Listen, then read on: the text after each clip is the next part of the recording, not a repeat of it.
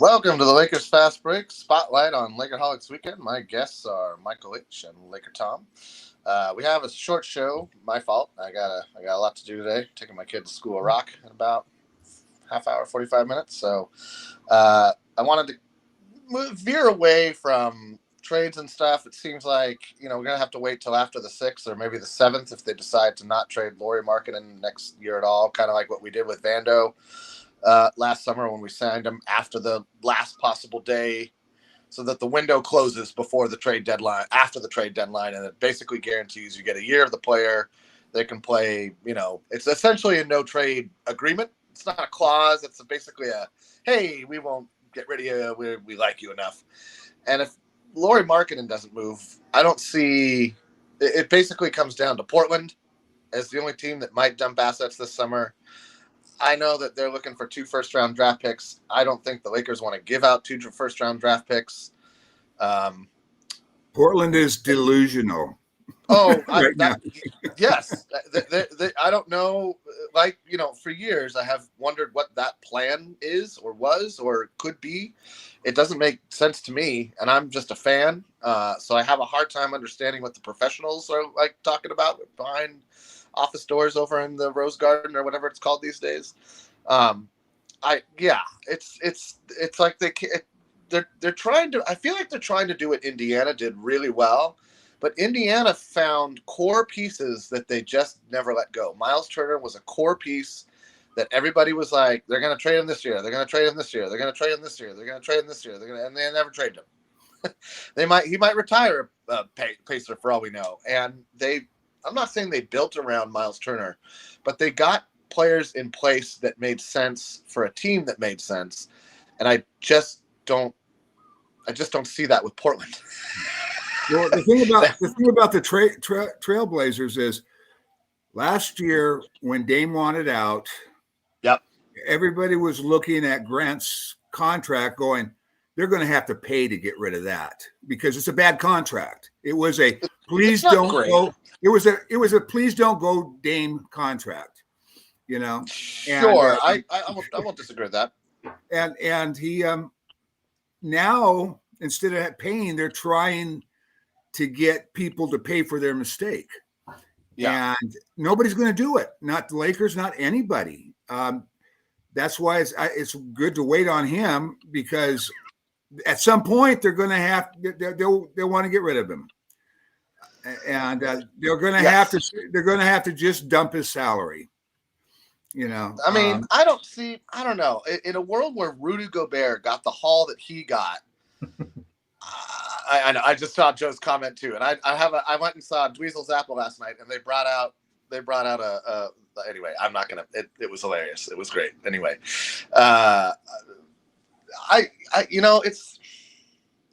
it's hard to gauge. It's hard for me anyway to gauge what is a good or bad trade. I thought the Rudy Gobert trade was a bad trade, and if it doesn't result in a championship for the Timberwolves, I will continue to think it was a bad trade. On the flip side, there was no way that team without Rudy Gobert seemed like it was ever even had a chance. I just feel like they gave up too much for Rudy Gobert. And so, AD, I kind of feel like if we hadn't gotten that title in 2020, we'd all be sitting here thinking like we gave up too much for AD. But we got that title. So that kind of softens the fact that we're still paying off AD years after the title. With but he's still in his prime. He's still in his prime. I agree. I'm just saying. When you give 5 to 6 years of time left in there, hopefully, maybe 4 or 5. But I'm just saying that when you give up that much, the expectation, especially from the fan base, is title. It's not like, oh, I hope we're still competitive. I mean, that's just whether that's fair or not is not beside the point. That is the expectation. When you give up multiple first-round draft picks, when you trade multiple, the value of those draft picks is really questionable. Any draft pick is really questionable. I saw a study recently where they took all 30 positions in a draft and they figured out what is the percentage that you're going to get an all-star player from each of the positions. Now, obviously, in the top 5 positions, you've got pretty good chances. But I tell you, after like 5, it just disappears, man. Yeah. It's all over the place. Number 37 could show up better than number 18. I mean, Kobe. So look where Kobe was drafted, right? Yeah. Look where Isaiah Thomas was drafted. All sorts of guys. Look where Luka was drafted. I mean, look at all these guys. In hindsight, that'd be a whole different draft for sure. Of course. Portland. Michael's right, and you're right that Portland really. What are they doing?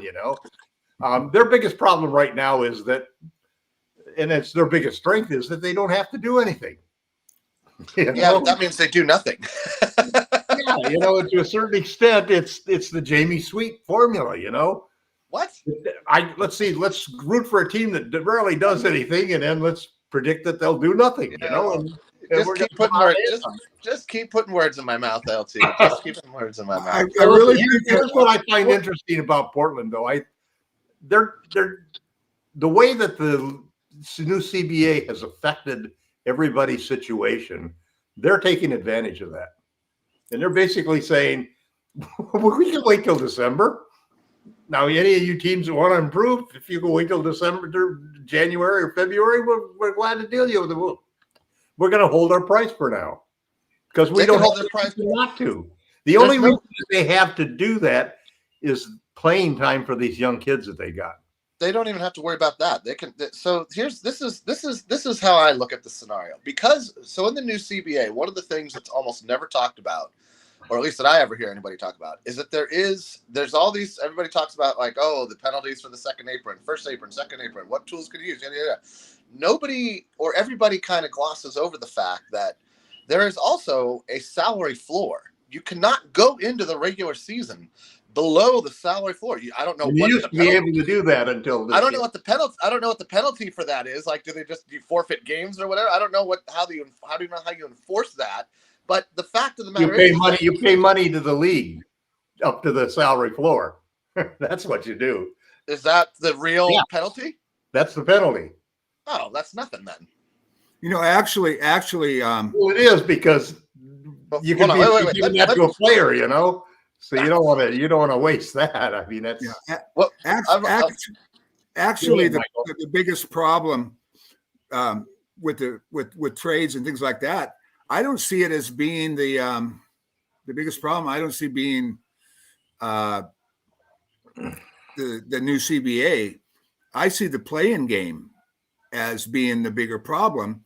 Yeah, because you got 12 teams in the West, 12 out of 15. Easier to be a buyer. You're thinking that, hey, there aren't any sellers, man. Yeah, that's the problem. There's no sellers. Thank God for Flag coming up as a draft pick because that's the only chance you got. In the West, you've got 12 to 13 teams that think they can make the play-in. In the East, you've got 10 to 11 teams. And so it's like these guys are saying, well, let's wait and see what we can get. I mean, let's wait and see what we do.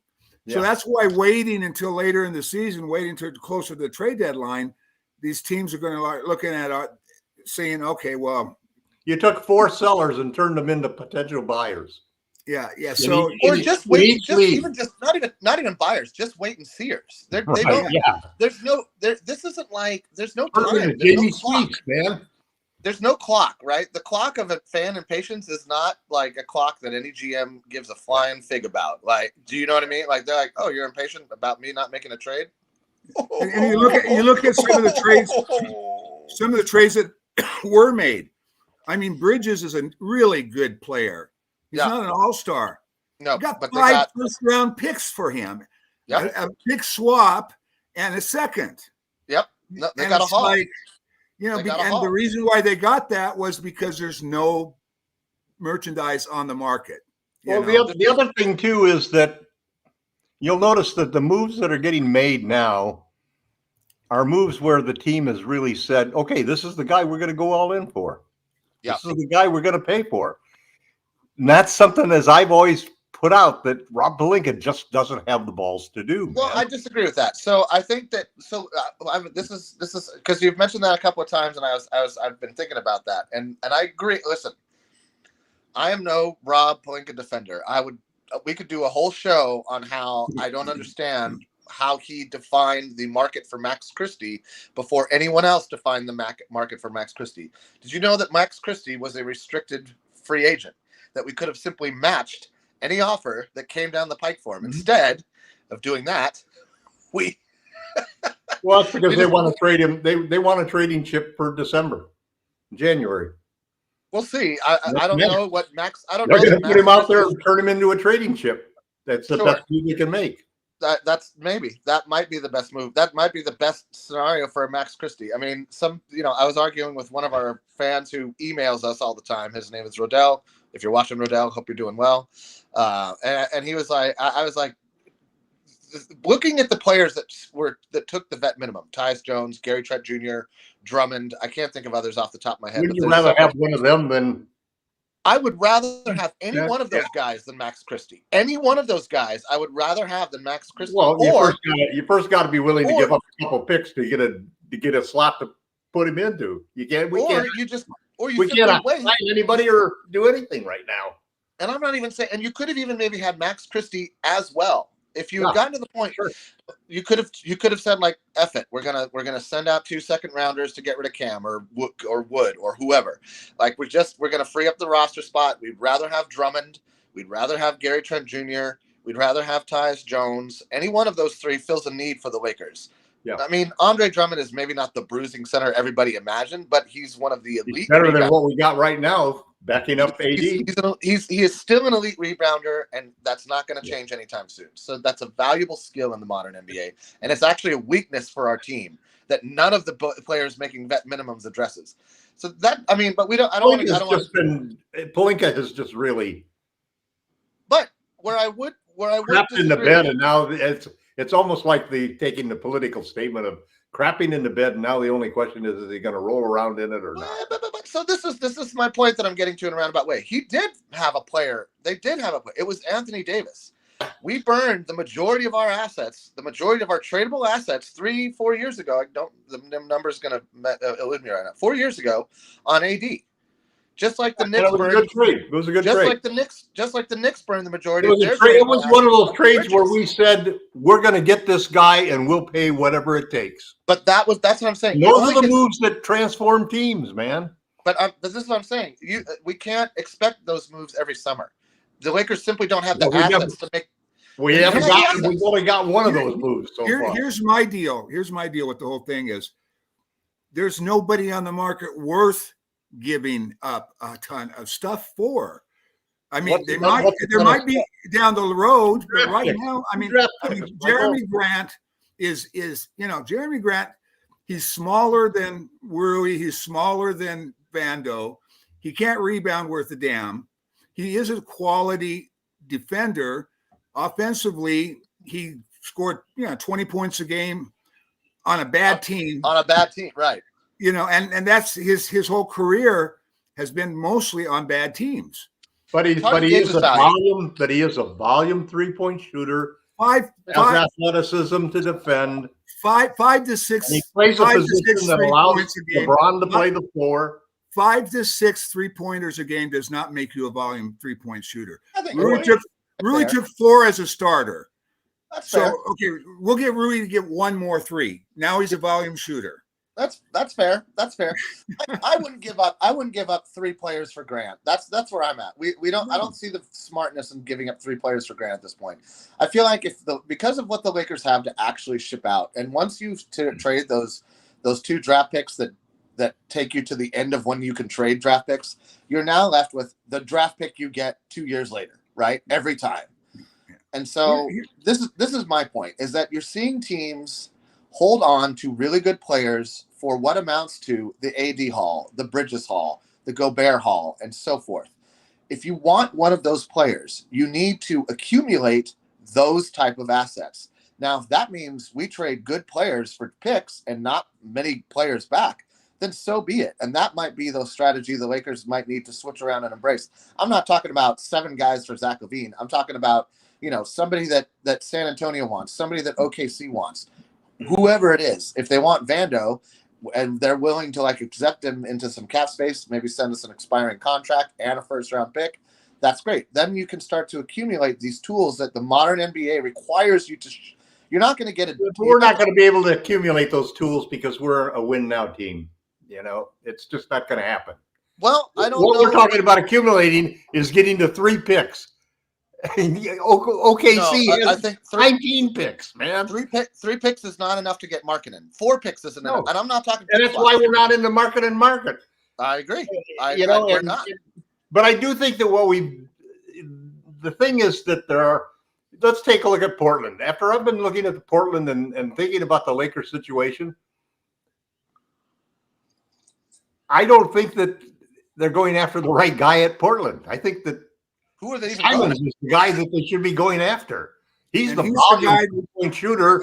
And he's the guy you could give up a pick for because he is a good He's the guy also that you could trade D'Lo for, and D'Lo all of a sudden becomes valuable because he's a person. Here's a question for you guys. Sure.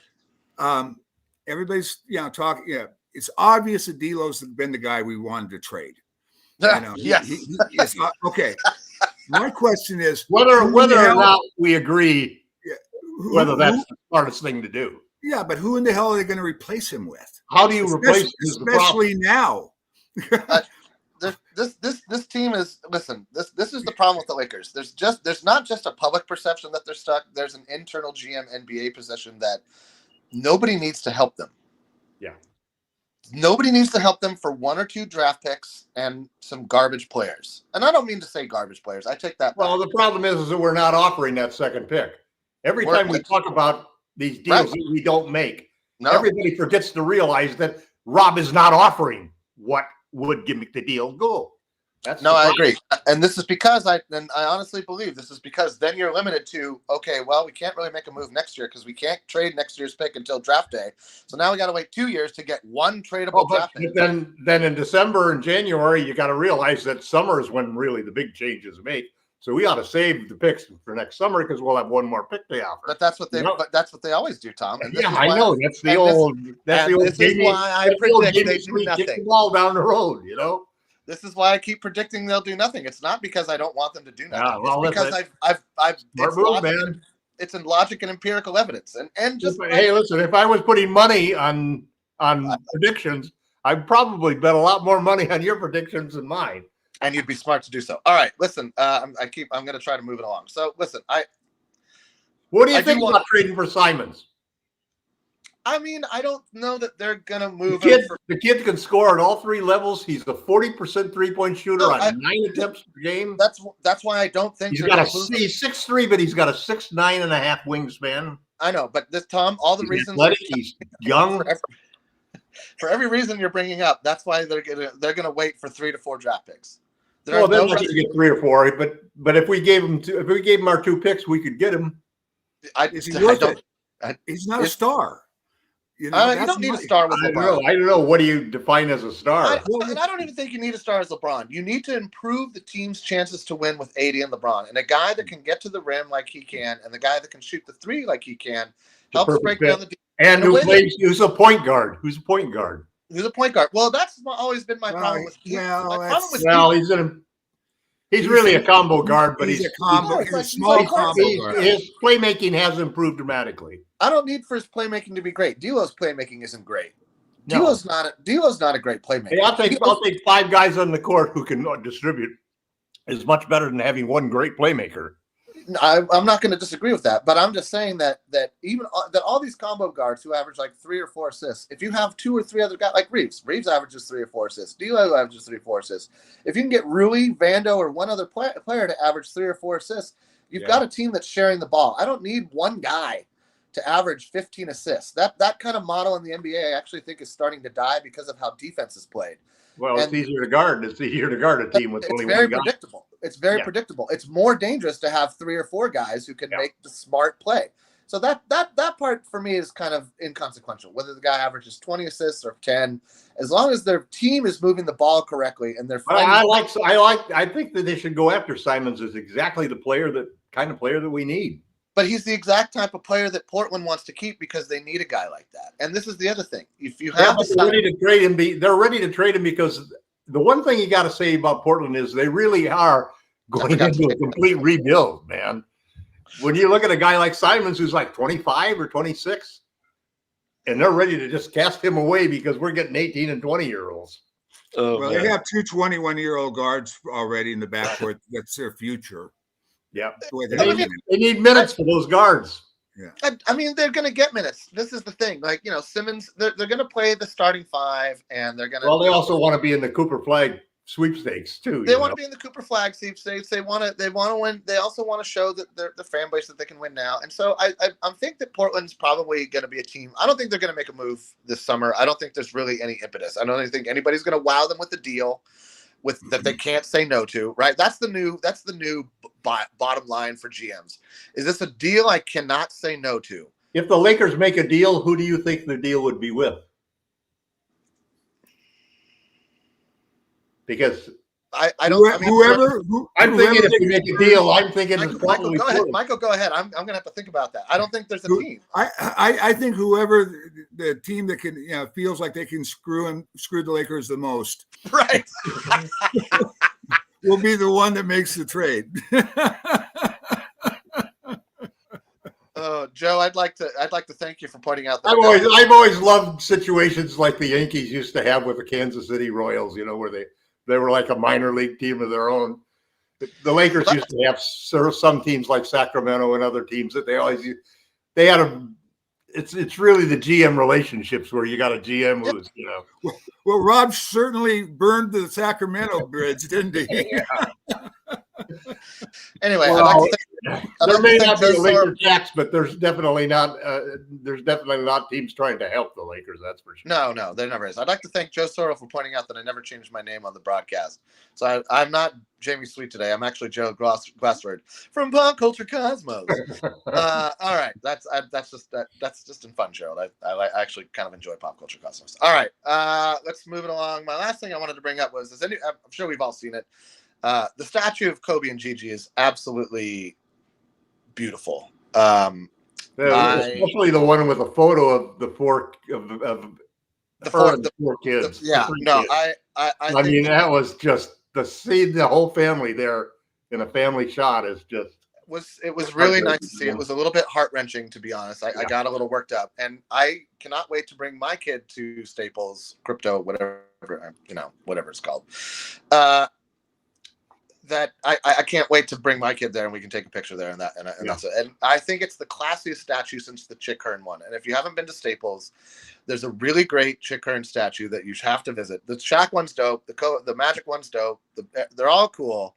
But the awesome thing about the Chick Hearn one is that there's a seat next to Chick, and somebody can take a picture as if you're the color commentator or hanging out with Chick or whatever. And I just think that's really cool.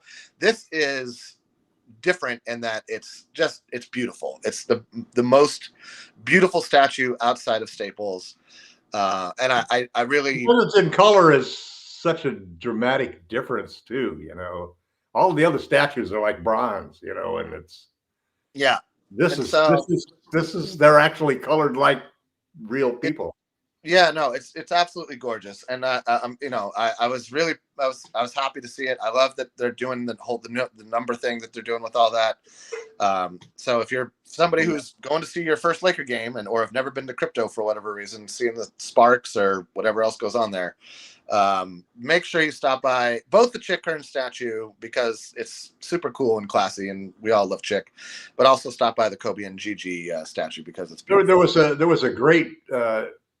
Vanessa had a great post that she made talking about how Gigi had to realize that she could never become like her dad, Sure.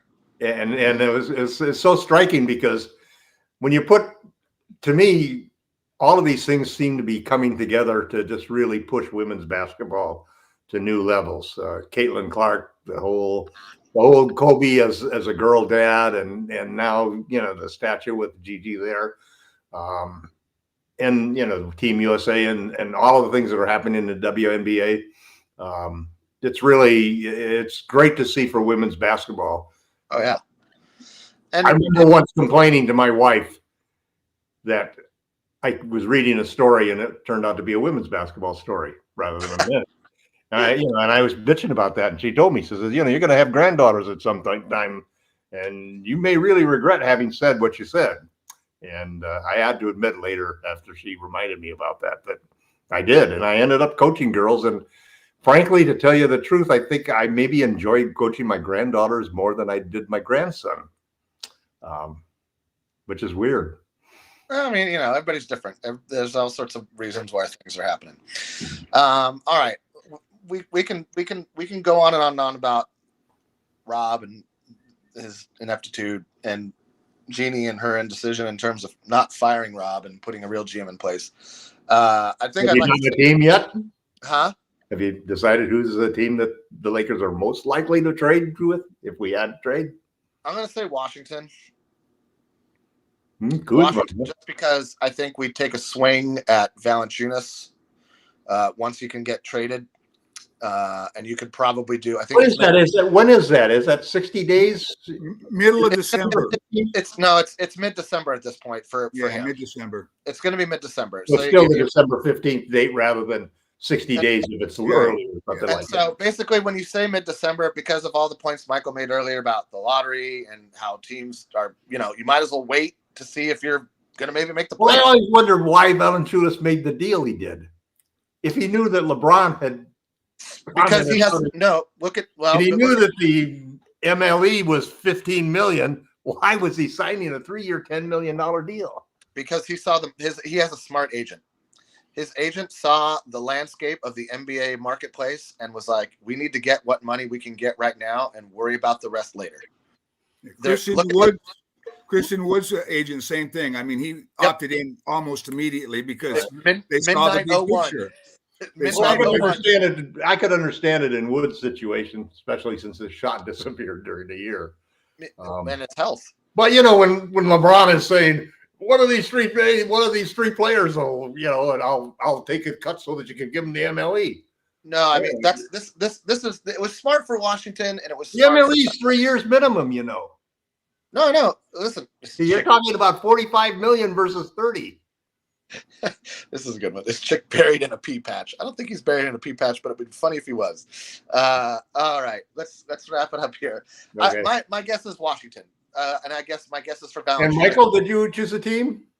No, because there's only like 2 guys available for trades, so it's like season. I'm not talking summer. Summer, there's nothing happening. This is it. Yeah, summer's done. Yeah. No, summer's done. I don't think so. Summer's, of course you don't. But yeah, of course, both of us do. You could say that Jamie and I have fairly well ironed out positions based upon right. That's why we're on opposite sides of the screen with Michael in between us because it makes so much sense. And as far as trades and things like that go, I'm in no big hurry because this is a pretty good team. They're not going to. I want to see what D'Lo can do. I want to see what they can. If we have D'Lo, I think it's kind of. We have reasonable health. Yeah. There's always going to be injuries, but if we have reasonable, we never saw that with this team ever. We never saw Vando last season, and I know Vando. We signed. Could we have the Vando just before he got hurt? We want him back. I'd like the Christian Wood back who could hit the 3-point shots consistently. Yeah, we've signed Vincent for a reason. He's a quality defender. Maybe Vincent could play 82 games. So I mean that's my thing is I want to see what the LeBron and AD from the Team USA. Well, let's hope they have. How about one major factor? Could we get rid of that Ham guy and maybe get somebody modern who was in favor of the 3-point shot and that's not ball? Maybe a coach would make a difference. We could be better. Let's just see what happens in real life. I think I'm not making any more predictions for how JJ coaches the team. I'm going to wait and see. I want to wait and see training camp. I want to see some scrimmages against whoever. When you think about this team, Austin, Rui, Vando haven't reached their ceiling yet. They're not even really in their prime years yet. They're going to take a step forward. I don't know if it'll be a little step or a big step, but they're going to take a step forward. And I there's no reason not to think that. AD may take a step forward too. Yeah. He has taken a step forward this summer. I wouldn't mind if he took a step back and found that 3-point shot that went away. Yeah, I think he's going to find it again. I think he's going to find it again because JJ's going to make him take it. Listen. Ham said, "I want AJ taking 5 3-pointers a game." How'd that work out for him? Well, there's a difference. You're going to see that there's a difference in that you're going to see plays run to get open threes for guys who can shoot. And I'll believe it when I see it, because everybody says all sorts of wonderful things in the summer, and everybody says all sorts of wonderful things at media day and during training camp, and then we see where the rubber meets the road. I'm so glad I don't have to be limited. That all I can believe in is what I can see. That I can't ever imagine something even better or even worse, you know. This is why I'm an agnostical atheist, because I only believe in what I can see, Tom. There's no need for me to go much further than that. On that note, for me, the thing about it is that I think that the offense will. JJ is the first offensive-minded guy that we've had. I mean, we had Ham was a defensive guy. Frank was a defensive guy. Yeah. So it's like this is the first time. So his offense might be a little bit better. What's his defense going to look like? Who knows? But probably I think better because at least our injuries last year were so critical because they hit us all in the same area. Defense. Yeah. They just exposed our defense weaknesses by eliminating all of the good defenders that we were counting on. Basically. Anyway, we're going to have to stop here. I got to move on with my day. I'd like to thank Michael and LakerTom for joining us. And as always, like, subscribe, leave a comment, send Gerald an email about something you want us to talk about. He loves to get emails. And we'll catch you guys next week. Have a good one. Go Lakers.